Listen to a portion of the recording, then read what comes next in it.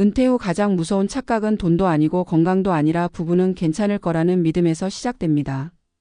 평생 같은 집에서 살았고 같은 밥을 먹었고 같은 자녀를 키웠으니 은퇴만 하면 자연스럽게 더 가까워질 거라 생각합니다.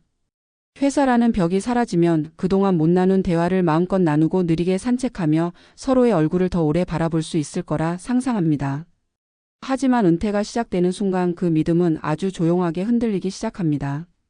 출근하지 않는 아침 남편은 소파에 앉아 리모컨을 들고 있고 아내는 여전히 혼자서 하루의 리듬을 유지합니다. 남편은 말합니다. 이제는 집에 좀 있어도 되잖아. 아내는 속으로 생각합니다. 왜 하루 종일 집에만 있는 거지? 그날부터 집은 쉼터가 아니라 서로의 숨소리가 너무 크게 들리는 공간이 됩니다. 말하지 않으면 괜찮을 것 같아서 더 조용해지고 괜히 건드릴까 봐 서로의 눈치를 보며 하루가 지나갑니다. 한국의 많은 은퇴 부부가 이 지점에서 같은 착각을 합니다. 우리는 오래 함께 했으니 버틸 수 있을 거라는 착각입니다. 서울 근교에서 살던 한 부부의 이야기입니다. 남편은 공기업에서 평생 성실하게 일했고 은퇴 후에는 드디어 아내와 여행을 다닐 수 있을 거라 믿었습니다. 아내 역시 남편이 집에 있으면 마음이 든든할 줄 알았습니다. 그러나 은퇴 후 첫 해가 지나자 상황은 달라졌습니다. 남편은 하루 종일 집에 있으면서 아내의 일상에 계속 질문을 던졌습니다. 왜 아직도 그 친구를 만나느냐, 왜 점심은 집에서 안 먹느냐, 이런 사소한 말들이 쌓이기 시작했습니다. 아내는 그 질문들이 걱정이 아니라 감시처럼 느껴졌습니다. 남편은 외로웠고 아내는 숨이 막혔습니다. 어느 날 아내는 혼자 카페에 앉아 이런 생각을 했다고 합니다. 회사가 남편을 데리고 있던 시간이 나를 지켜주고 있었구나. 그 부부는 싸우지도 않았습니다. 다만 점점 말을 줄였고 서로에게 기대는 법을 잊었습니다. 같은 공간에 있으면서도 각자 다른 세상에 살고 있다는 느낌이 들기 시작했습니다. 은퇴는 부부를 갈라놓는 사건이 아니라 부부 사이에 있던 간격을 드러내는 시간입니다. 두 번째 이야기는 지방 중소도시에 사는 자영업 출신 부부의 사례입니다. 남편은 평생 가게를 운영하며 집에 있는 시간이 거의 없었습니다. 은퇴 후에는 아내에게 이렇게 말했습니다. 이제부터는 내가 다 도와줄게. 처음 몇 달은 남편의 말처럼 집안일을 돕고 함께 장을 보며 나름의 시간을 보냈습니다. 하지만 시간이 지나자 남편은 역할을 잃은 사람처럼 변했습니다. 가게에서의 자리는 사라졌고 사람들의 인사도 끊겼습니다. 그 공백을 아내에게서 찾기 시작했습니다. 아내가 유일한 사회가 되었고 유일한 대화 상대가 되었습니다. 아내는 점점 지쳐갔습니다. 남편은 하루에도 몇 번씩 말을 걸었고 아내는 그 말을 받아줄 여력이 없었습니다. 어느 날 아내는 남편에게 이렇게 말했습니다. 당신이 은퇴한 건 알겠는데 나는 아직 은퇴하지 않았어. 그 말은 부부 사이에 오래 남았습니다. 이 부부는 이혼을 선택하지 않았습니다. 그러나 각자의 방에서 각자의 시간을 보내는 생활이 시작되었습니다. 함께 늙어간다는 말이 함께 외로워진다는 뜻처럼 느껴졌다고 합니다. 많은 부부가 은퇴를 앞두고 이렇게 말합니다. 우리는 괜찮을 거야. 하지만 그 말 속에는 서로를 이해하고 다시 배우겠다는 준비는 빠져 있습니다. 은퇴 전 부부 관계는 역할로 유지됩니다. 남편은 일하러 나가고 아내는 집을 지킵니다. 그 구조 안에서는 갈등이 있어도 미뤄집니다. 그러나 은퇴는 그 역할을 한순간에 무너뜨립니다. 갑자기 둘 다 집에 있고 둘 다 하루를 설명해야 하며 둘 다 이유 없는 감정을 마주하게 됩니다. 그때 필요한 것은 사랑이 아니라 연습입니다. 함께 시간을 보내는 연습, 서로의 리듬을 존중하는 연습, 혼자 있는 시간을 허락하는 연습입니다. 하지만 대부분의 부부는 이 연습을 하지 않은 채 은퇴를 맞이합니다. 그래서 은퇴 후 가장 무서운 착각은 부부는 괜찮을 거라는 믿음입니다. 그 믿음은 아무 준비도 하지 않게 만들고 준비 없는 은퇴는 관계를 가장 먼저 시험합니다. 은퇴는 인생의 끝이 아니라 관계의 새로운 시작입니다. 그 시작을 아무 생각 없이 맞이하면 부부는 서로에게 낯선 사람이 됩니다.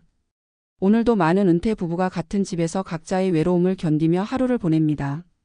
싸우지도 헤어지지도 않았지만 더 이상 가까워지지도 않는 상태로 말입니다.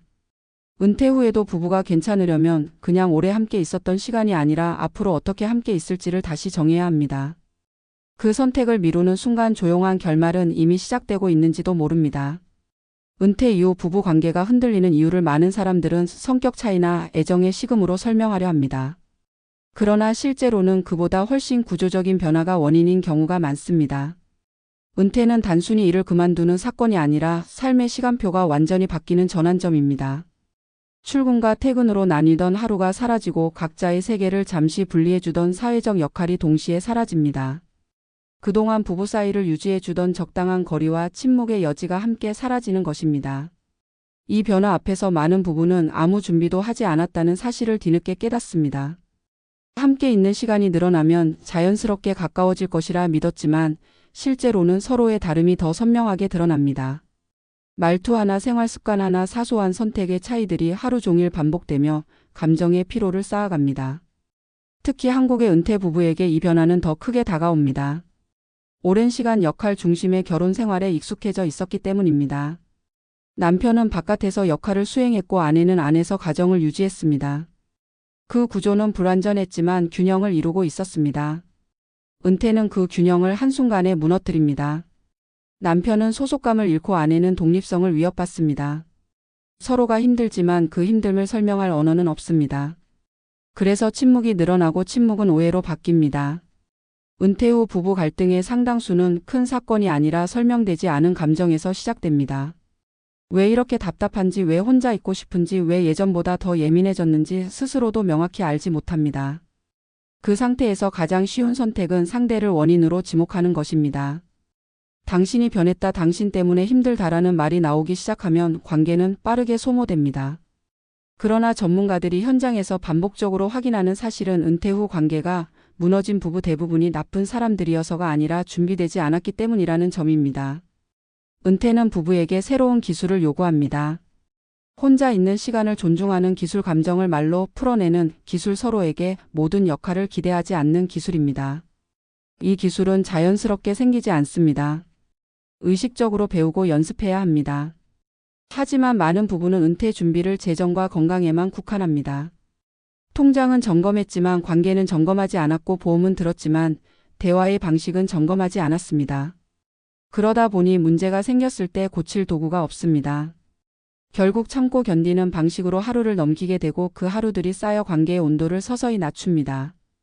은퇴 후 부부 관계에서 가장 위험한 신호는 큰 싸움이 아니라 무관심입니다. 말이 줄어들고 기대가 사라지고 서로의 하루에 더 이상 관심을 두지 않게 될 때 관계는 조용히 멀어집니다. 많은 부부가 이 상태를 평화라고 착각합니다. 싸우지 않으니 괜찮다고 생각합니다. 그러나 그 평화는 관계가 멈췄다는 신호일 수 있습니다. 살아있는 관계는 때로 불편하고 때로 충돌합니다. 완전히 조용해졌다면 이미 마음이 접혔을 가능성을 돌아봐야 합니다.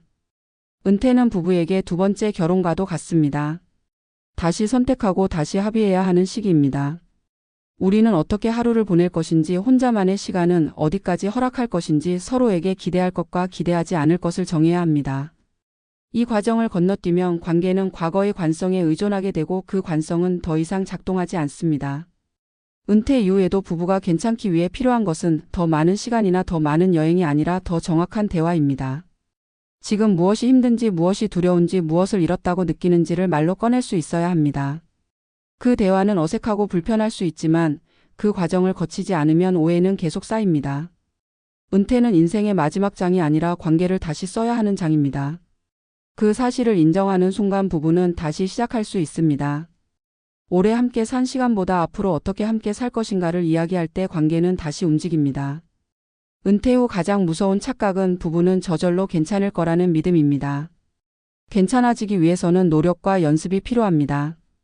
그 사실을 조금이라도 일찍 깨닫는다면 은퇴는 이별의 시작이 아니라 새로운 동행의 시작이 될 수 있습니다.